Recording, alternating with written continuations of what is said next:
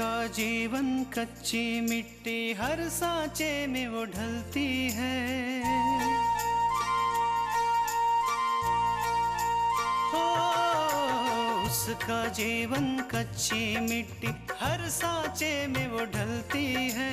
देती है जग को जियारा, खुद बाती बन जलती है।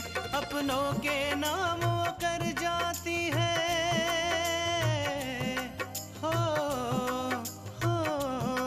अपनों के नाम वो कर जाती है। सारा जीवन अपना बन के बेटी भाभी माँ वो सच कर दे हर सपना। सुकन्या सुकन्या सुकन्या हमारी बेटियां। अगर वाकई तुम्हें आकांक्षा पे भरोसा होता और हिम्मत होती तो क्यों नहीं शादी कर लेते? आकांक्षा जैसी लड़की के साथ शादी कोई नहीं कर सकता, ना ही तुम, ना मैं, ना कोई और, क्योंकि वो चरित्रहीन है। मैं आकांक्षा से शादी करने के लिए तैयार हूँ। अगर तुम्हें लगता है कि तुम खुशी खुशी अपनी पूरी जिंदगी मेरे साथ बिता सकती हो, मैं तुमसे शादी करने के लिए तैयार हूँ। मैं तुमसे शादी करने के लिए तैयार हूँ।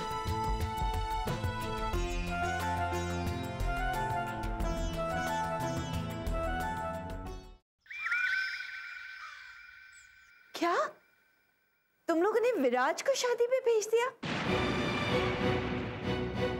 हाँ बहुरिया, अब छोटकी दुल्हन की हालत ऐसी ना रहे कि वो शादी में जा सके।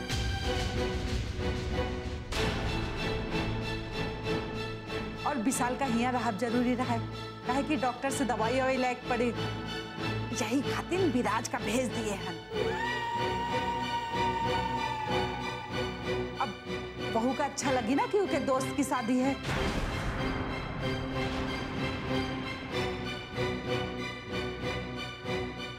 क्या हुआ माँ जी, आपको अच्छा नहीं लगा कि विराज भैया अनिल की शादी में गए? नहीं नहीं, बात वो नहीं है, लेकिन लेकिन क्या माँ जी? कुछ नहीं पूछा, लेकिन शादी तो अब तक खत्म हो गई होगी ना? विराज अभी तक आया क्यों नहीं? हाँ माँ जी, हो सकता है कि विराज भैया और अनिल शादी की खुशी मनाने कोई पार्टी वार्टी करने चले गए हो।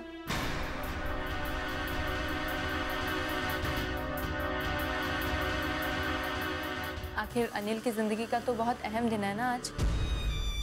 हे भगवान, और कितनी परीक्षा लेगा मेरे बेटे की। किस तरह से उसने अपने आप को आकांक्षा की यादों से निकाला है। कैसे वो आकांक्षा को अपने सामने किसी और की दुल्हन होते देखेगा? बर्दाश्त नहीं कर पाएगा वो। कहीं वो कुछ कर ना ले।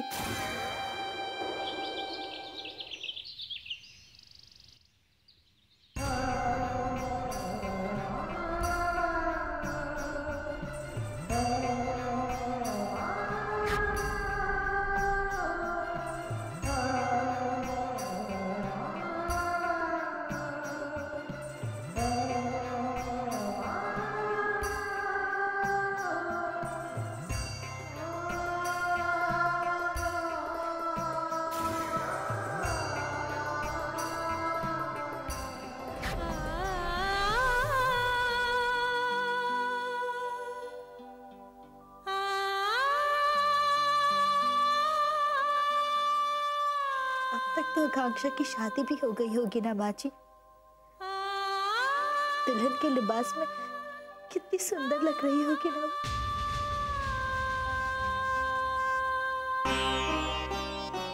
हाँ, अब तक शादी हो चुकी होगी।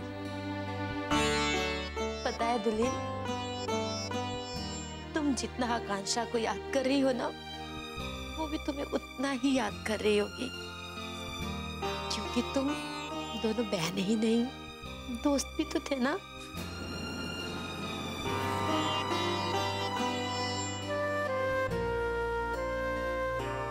पता है माँ जी, हमने आकांक्षा की शादी के लिए ना बहुत सपने देखे। सोचा था कि जब उसकी शादी होगी तो खूब नाचेंगे, गाएंगे, और जीजा जी जिया जी के जूते चुराएंगे, उनसे नेक मांगेंगे, क्योंकि अब उनकी इकलौती साली जो है। लेकिन ऐसा कुछ भी नहीं हुआ। अब तो शादी में गए ही नहीं। पता नहीं अपूर्वा ने इस बार इतनी जिद की कि उसने किसी की सुनी ही नहीं। सच कहूं तो मुझे लग रहा है कि अपूर्वा बहुत बदल रहा है। उसकी जिद, उसका गुस्सा, कुछ भी तो उसका अपना नहीं है। कैसे लगेगा माँ जी? क्योंकि अपूर्व अब अपने दिमाग से नहीं बल्कि बिंदिया के दिमाग से चलते।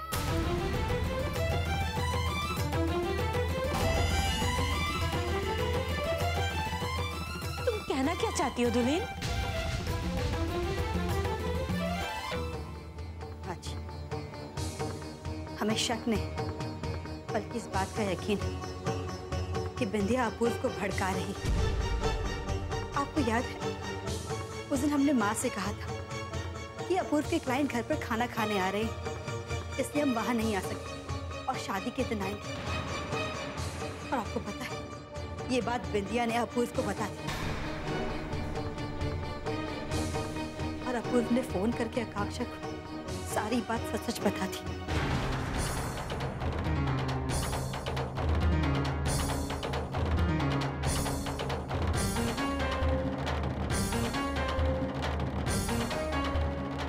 ये तो अच्छा हुआ कि उन्होंने सिर्फ आकांक्षा को बताया, कि अगर माँ पापा को पता चलता तो उन्हें बहुत दुख होता। तो क्या पता वो हमें यहाँ लेने आ जाते और बेकार में ही अपूर्व से बहस हो जाती। बिंदिया इस बारे में क्या कह रही थी? तुमने उससे कहा कि उसने ये सब करके सही नहीं किया? हाँ माँ जी, हमारी बिंदिया से बात हुई, लेकिन उसने कहा कि हम अपूर्व से सच छुपाते हैं, इसलिए उसने अपूर्व को सब कुछ सच सच बता दिया। तुम्हें मुझे बताना चाहिए था ना, मैं उससे बात करती। वो तुम्हें ऐसे कैसे कह सकती है? नहीं माँ जी, बिंदिया को छोटे बड़ों का लिहाज नहीं। अगर वो आपको कुछ कह देती तो हमसे बर्दाश्त नहीं होता और वो हो जाता जो कभी होना नहीं चाहिए। दुल्हन, मैं उमा से बात करूंगी और कड़क शब्दों में उसे समझा दूंगी कि बिंदिया क्या कर रही है। वो ही उससे बात करेगी। उमा आंटी से बात करके कोई फायदा नहीं। उमा आंटी ने बिंदिया को कितनी बार समझाया, अगर उसे समझना ही होता तो वो ये काम नहीं करती। दुल्हन, मैं तुम्हें समझा रही थी ना, मैं तुमसे कह रही थी कि बिंदिया लोग को जाने दो यहाँ से। उसकी नौकरी के बारे में अपूर्वा से बात मत करो, लेकिन तुम ही नहीं मानी। कहीं ऐसा ना हो कि ये बिंदिया हमारे सरदर्द बन जाए। नहीं माँ जी, हमें नहीं लगता कि ऐसा होगा। अपूर्व अभी नाराज है, इसलिए उन्हें समझ में नहीं आ रहा कि क्या सही है और गलत है। जब उनका गुस्सा ठंडा हो जाएगा तो वो समझ जाएंगे कि वो जो भी कर रहे हैं गलत कर रहे हैं और सच क्या है वो भी जान जाएंगे। और फिर बिंदिया तो क्या, कोई भी अपूर्व को हमसे नाराज नहीं कर पाएगा।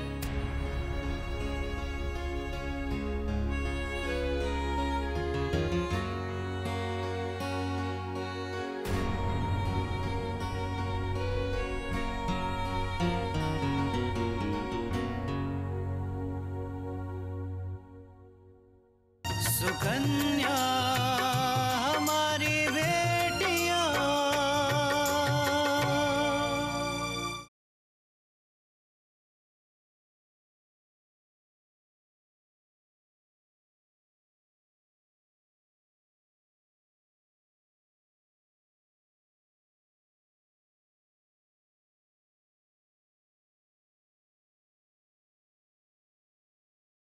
सुकन्या हमारी बेटियां।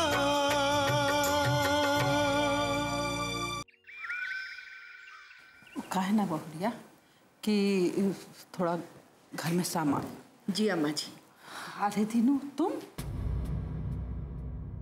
अम्मा आज हम जा नहीं पाए, वो रास्ते में गाड़ी खराब हो गई इसलिए वापस आना पड़ा। कौनो बात नहीं, फिर कब हो चले जाओ। अरे तुम लोग शादी में नहीं गए? और पूजा, ये तुम्हारे पैरों को क्या हुआ? बाबूजी, पूजा का पैर फिसल गया और उसके पैर में अचानक मोच आ गई, इसलिए हम अनिल की शादी में नहीं जा पाए। लेकिन आप टेंशन मत लीजिए, मैंने भैया को भेज दिया है।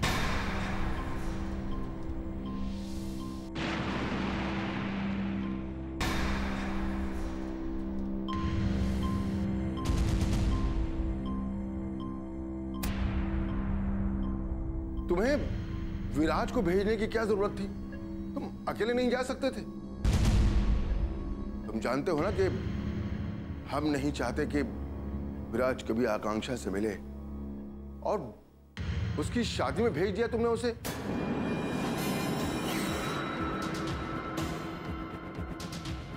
हम चाहते हैं कि विराज आकांक्षा के बारे में कभी सपने में भी नहीं सोचे। विराज का हम ही कह रहे जाने के लिए।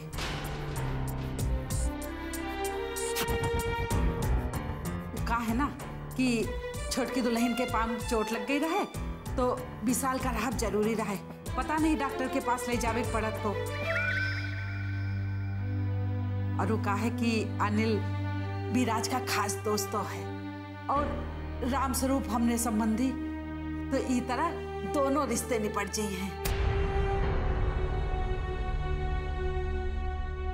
अरे हमका आकांक्षा से का लेना देना? अच्छे भाना कऊ का बियाह होगा। हाँ, अब समाज सेवा के नाम पर हम सबका हैरान तो ना करी। ठीक है अम्मा, तुम्हारी बात भी ठीक है, लेकिन पता नहीं क्यों हमें विराज का आकांक्षा की शादी में जाना कुछ अटपटा सा लग रहा है। आकांक्षा की शादी के नाम से ही विराज इतना दुखी था। कैसे देख पाएगा विराज अपनी आंखों से आकांक्षा की शादी? कहीं ऐसा ना हो कि वो कुछ कर ले। हे भगवान, मेरे बेटे की रक्षा करना।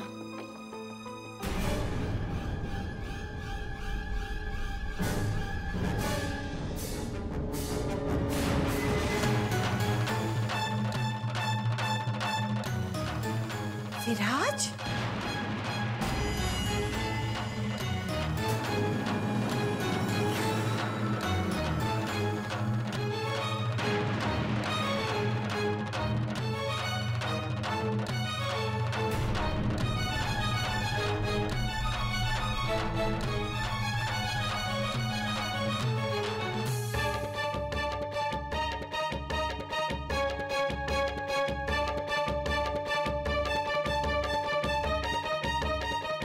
आकांक्षा शादी के जोड़े में विराज भैया के साथ?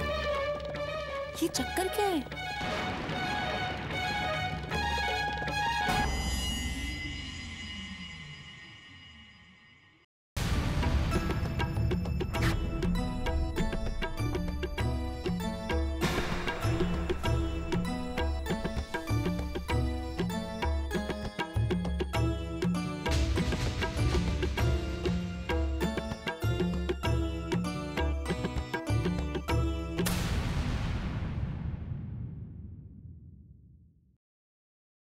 हमारे साहब ने जमीन खाली करवाने के लिए किसी को एक फूटी कौड़ी तक नहीं दी है। तुम्हारे साहब ने अभी तक क्या किया है और क्या नहीं, इससे मुझे कोई फर्क नहीं पड़ता। और हाँ, अगर तुम्हारे साहब को ये जमीन चाहिए ना, तो या तो उन्हें हमारी शर्तें माननी होंगी या फिर कोर्ट में हमारे साथ केस लड़ना होगा। मुझे दीनानाथ साहब ने भेजा। ये सब क्या है? उन्होंने आपके लिए एक फूल और एक बैग भेजा हुआ है।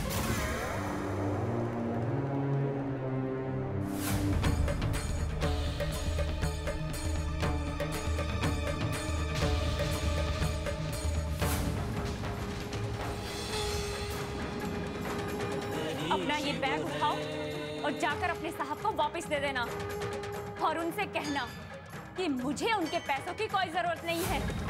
वो ये काम पैसों के लिए नहीं, दीनानाथ जैसे राक्षस लोगों की रक्षा करने के लिए कर रही है। मैं आप लोगों को ये गलत कदम नहीं उठाने दूंगी। देखिए, आप लोगों को आपका हक मिल के ही रहेगा। आप इनकी बात मत सुनिए, ये सिर्फ आपको डराने के लिए बोल रहे थे। आप मेरी बात पे यकीन कीजिए, ये जमीन आपको मिल के रहेगी।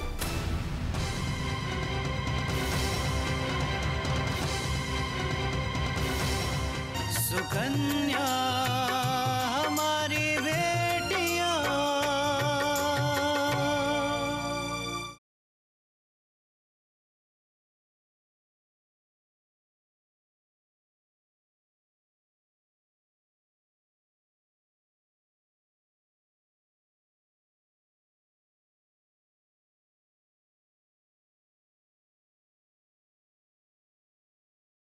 सुकन्या हमारी बेटियां।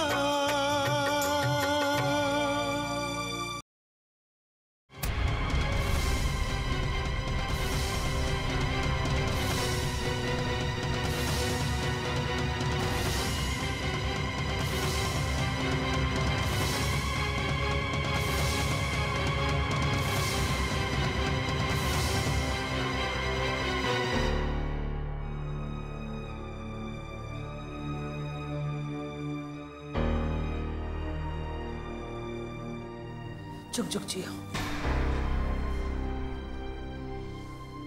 ये सब का है?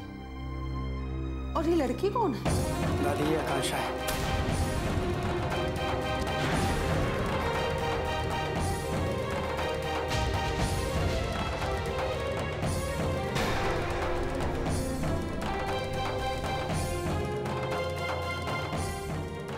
हम दोनों ने शादी कर ली।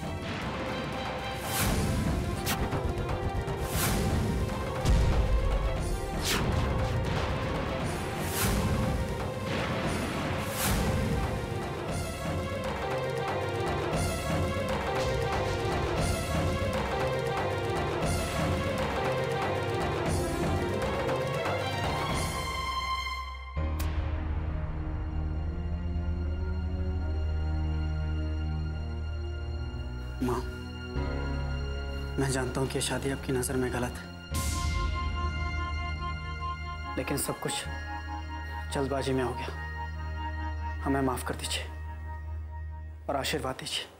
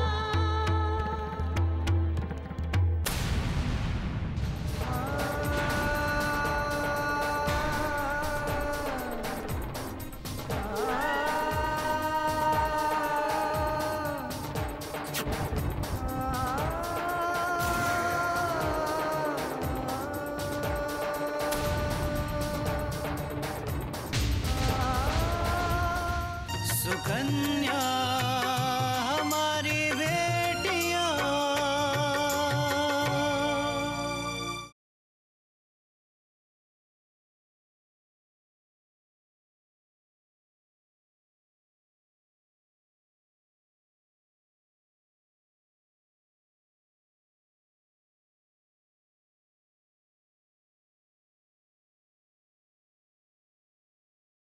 सुकन्या हमारी बेटियां।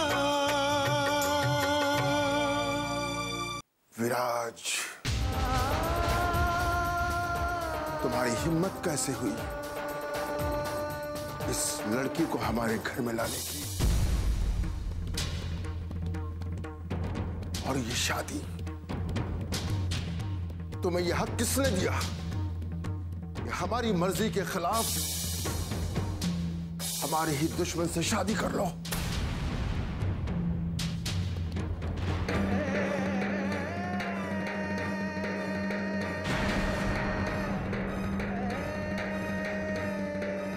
हालात ने बाबूजी।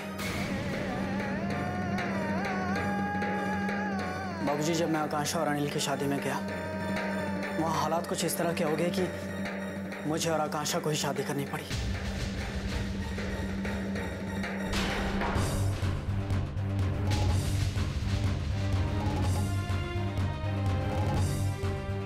दादी, जब मैं अनिल की शादी में पहुंचा तो वहां पे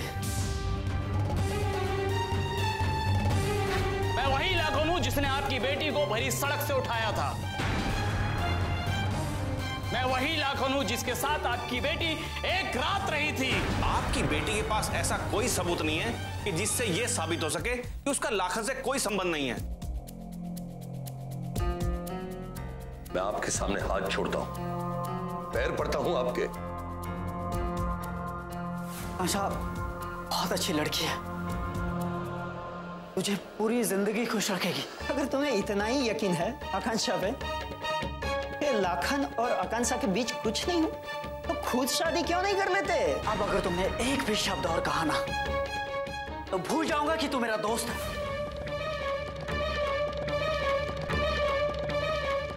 मैं जानता हूं कि मैं तुम्हारे काबिल नहीं हूं।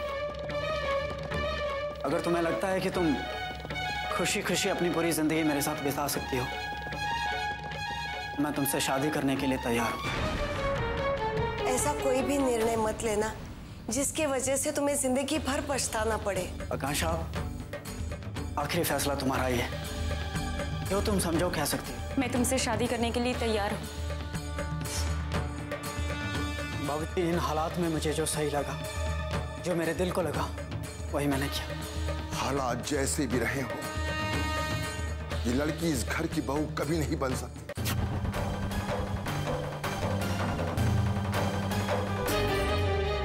ये हमारे दुश्मन है और दुश्मन ही रहे।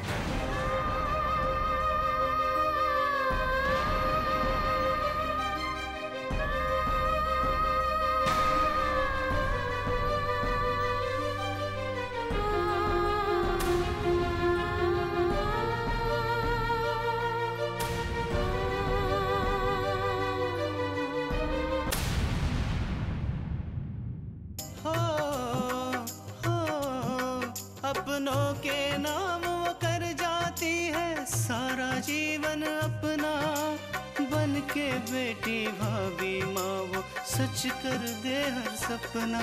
सुकन्या सुकन्या सुकन्या।